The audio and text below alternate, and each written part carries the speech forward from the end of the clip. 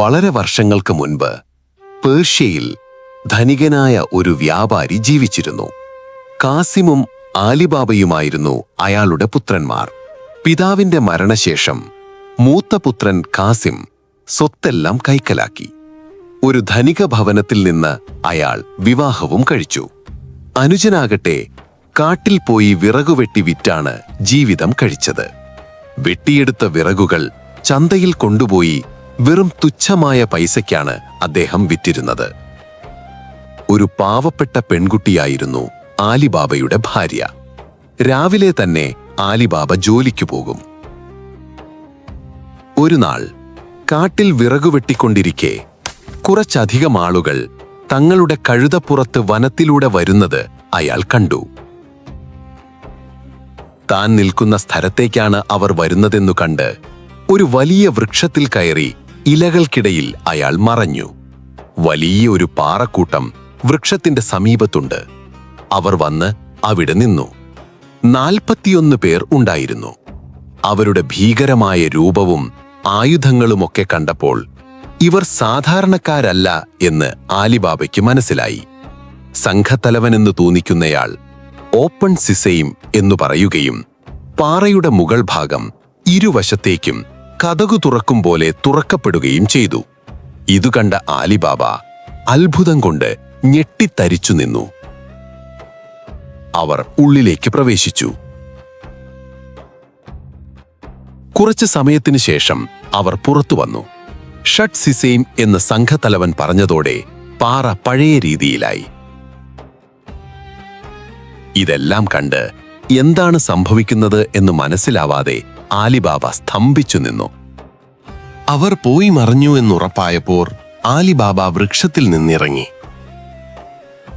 താൻ കേട്ട വാക്കുകളൊന്ന് പറഞ്ഞു നോക്കാമെന്ന് കരുതി അയാൾ പാറയുടെ സമീപത്ത് ചെന്ന് ഓപ്പൺ സീസയും എന്നുച്ചത്തിൽ പറഞ്ഞു. അത്ഭുതമെന്നു പറയട്ടെ, പാറ പിളരുന്നു. ആലിബാബ അതിലൂടെ അകത്ത് പ്രവേശിച്ചു.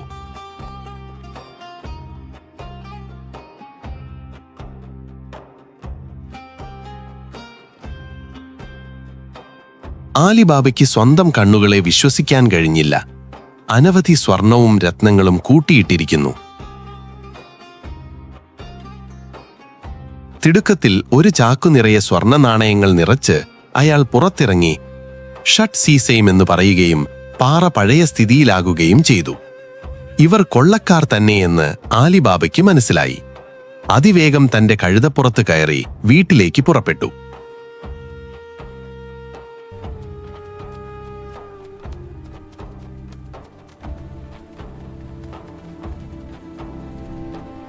വീട്ടിലെത്തിയ ആലിബാബ ഭാര്യയോട് വേഗം സഹോദര ഭവനത്തിൽ ചെന്ന് ഒരു ത്രാസ് വാങ്ങുവാൻ പറഞ്ഞു.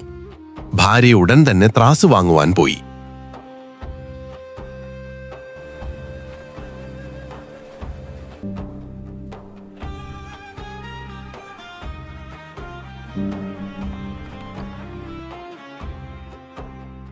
കാസിമിന്റെ ഭാര്യയ്ക്ക് അപ്പോൾ സംശയമായി.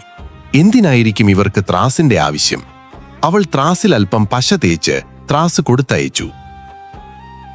ത്രാസിന്റെ ആവശ്യം കഴിഞ്ഞ് ഉടനെ മടക്കി കൊടുക്കുകയും ചെയ്തു. ത്രാസ് സസൂക്ഷ്മം പരിശോധിച്ചപ്പോൾ അവൾ അത്ഭുതപ്പെട്ടുപോയി. അതാ ഒരു സ്വർണ നാണയം. അപ്പോൾ അളന്നത് സ്വർണം തന്നെയെന്ന് കാസിമിന്റെ ഭാര്യയ്ക്ക് മനസ്സിലായി. വൈകുന്നേരം വീട്ടിലെത്തിയ കാസിമിനോട് ഭാര്യ എല്ലാം വിശദമായി പറഞ്ഞു. സഹോദരൻ വലിയ സമ്പന്നനായി, നിങ്ങളും പോയി നിധി കൊണ്ടുവരിക എന്ന് കാസിമിന്റെ ഭാര്യ പറഞ്ഞു. കാസിം സഹോദരൻ ആലിബാബയെ കണ്ട് വിവരങ്ങൾ അന്വേഷിച്ചു. ആലിബാബ ഒന്നും മറയ്ക്കാതെ കണ്ട കാര്യങ്ങൾ പറഞ്ഞു. നിധിപ്പുര തുറക്കാനും അടയ്ക്കാനുമുള്ള വാക്കുകളും ആലിബാബ കാസിമിന് പറഞ്ഞുകൊടുത്തു. ഇതെല്ലാം മനസ്സിലാക്കിയ കാസിം ഉടൻ തന്നെ വനത്തിലേക്ക് പുറപ്പെട്ടു. വനത്തിലെത്തിയ കാസിം പാറക്കുട്ടം കണ്ടുപിടിച്ച് ആലിബാബ പറഞ്ഞുകൊടുത്തതുപോലെ പറഞ്ഞു. ഓപ്പൺ സിസൈം.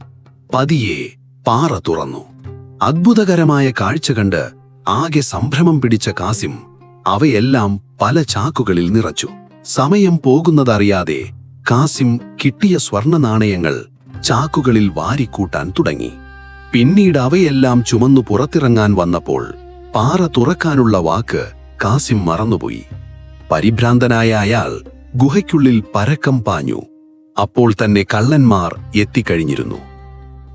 പാറ തുറന്ന് അകത്തേക്ക് വന്ന കൊള്ളക്കാർ കണ്ടത് പല ചാകുകളിലായി തങ്ങളുടെ സ്വർണം നിറച്ചുവച്ചിരിക്കുന്ന കാസിമിനെയായിരുന്നു. അവർ കാസിമിനെ പിടിച്ചു. ഒന്നും നോക്കാതെ പല തുണ്ടമാക്കി നുറുക്കി.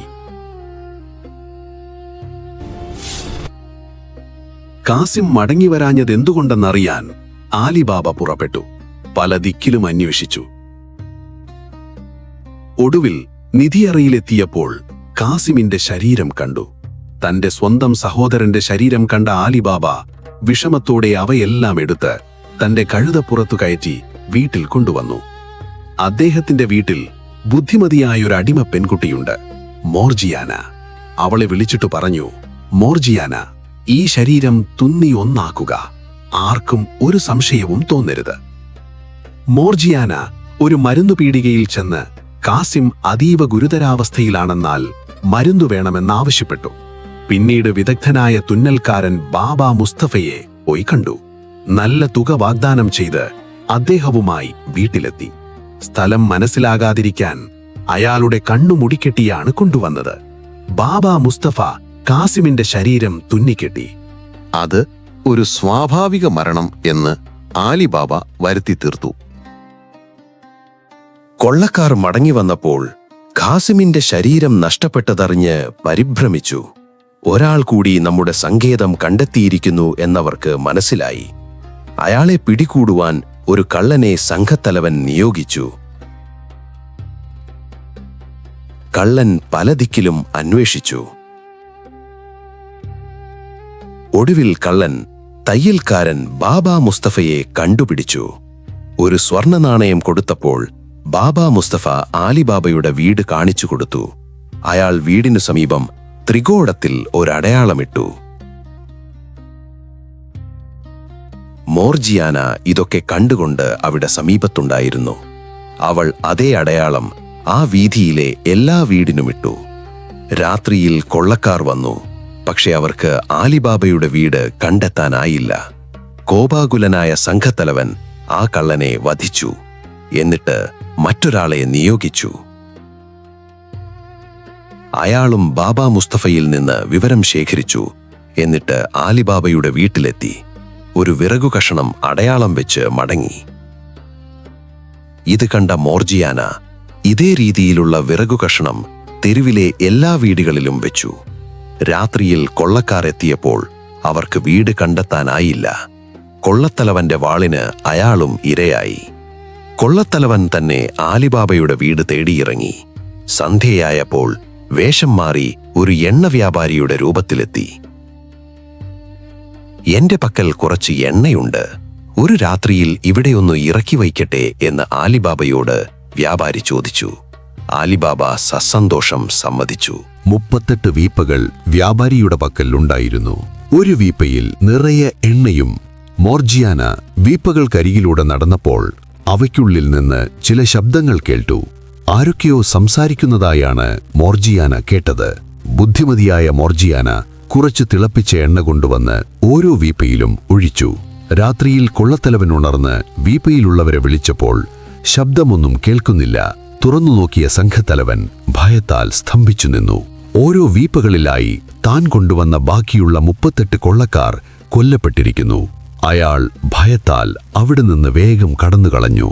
പ്രഭാതമായപ്പോൾ മോർജിയാന ഭവനത്തിലുള്ളവരെ വിളിച്ചുണർത്തി. മോർജിയാന വീണ്ടും അവരുടെ ജീവൻ രക്ഷിച്ചതിന് എല്ലാവരും അവളെ ആവോളം അഭിനന്ദിച്ചു. കൊള്ളക്കാരുടെ മൃതദേഹം അവർ മറവു ചെയ്തു.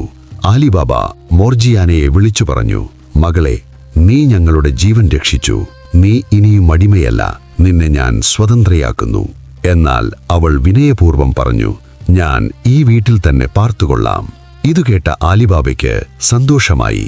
അങ്ങനെ പല മാസങ്ങൾ കടന്നുപോയി. കൊള്ളത്തലവൻ തന്റെ പക പോകുവാനായി വീണ്ടും ഒരു വലിയ വ്യാപാരിയുടെ രൂപത്തിൽ വന്നു. നാട്ടിലെ എല്ലാ പ്രമുഖ വ്യക്തികളെയും ഒരു വിരുന്നിന് ക്ഷണിച്ചു. ആലിബാബയെയും മകനെയും മറ്റു കുടുംബാംഗങ്ങളെയും ക്ഷണിച്ചിരുന്നു. അങ്ങനെ വിരുന്നു ദിവസം വന്നു. എല്ലാവരും വളരെയധികം സന്തോഷത്തിലായിരുന്നു. എല്ലാവരും നൃത്തങ്ങളാടി, പലതരം വിഭവങ്ങൾ, എല്ലാം കൊണ്ട് ഒരു വലിയ വിരുന്നായിരുന്നു അത്. എന്നാൽ മോർജിയാനയ്ക്ക് ആ വ്യാപാരിയുടെ വേഷത്തിലുള്ളത് സംഘത്തലവനാണ് എന്ന് മനസ്സിലായി. വിരുന്നുവേളയിൽ മോർജിയാന ഒരു വാളുയർത്തിപ്പിടിച്ചുകൊണ്ട് നൃത്തം ചെയ്യുകയായിരുന്നു. എല്ലാവരും സന്തോഷത്താൽ നിറഞ്ഞു നിൽക്കുമ്പോൾ അവൾ വ്യാപാരിയുടെ അടുക്കലേക്ക് ചെന്നു. കയ്യിലുള്ള വാൾ അയാളുടെ നെഞ്ചിൽ കുത്തിയിറക്കി. സംഘത്തലവൻ അവിടെ വെച്ച് തന്നെ മരണപ്പെടുകയും ചെയ്തു. ആലിബാബ മോർജിയാനയുടെ ഈ പ്രവൃത്തിയിൽ വിഷമിച്ചു. കോപാകുലനായ ആലിബാബ മോർജിയാനയുടെ നേരെ പാഞ്ഞെടുത്തു. എന്നാൽ അതിഥി പഴയ കൊള്ളത്തലവനാണെന്നും അയാൾ തങ്ങളെ വധിക്കാൻ വന്നതാണെന്നും മോർജിയാന ആലിബാബയോട് പറഞ്ഞു. മോർജിയാനയെ അഭിനന്ദിച്ച അയാൾ തന്റെ പുത്രന് അവളെ വിവാഹം ചെയ്തു കൊടുത്തു. കൊള്ളക്കാരുടെ വമ്പിച്ച സ്വത്തിനും അവൾ അവകാശിയായി. ആ ഗുഹക്കകത്തുള്ള നിധിശേഖരണത്തിൽ നിന്നും കുറച്ചെടുത്ത് ആലിബാബയും കുടുംബവും നിർധനർക്ക് കൊടുത്തു. പിന്നെ പള്ളിയും വിദ്യാഭ്യാസ സ്ഥാപനവും പണിതു. ബാക്കി സ്വത്തുക്കൾ ഭദ്രമായി ആ പാറക്കുള്ളിൽ തന്നെ രഹസ്യമായി സൂക്ഷിച്ചു. ആവശ്യാനുസരണം ആ നിധി നല്ല കാര്യങ്ങൾക്കായി വിനിയോഗിക്കാൻ അവർ തങ്ങളുടെ തലമുറകൾക്ക് ആ രഹസ്യം കൈമാറിപ്പോന്നു.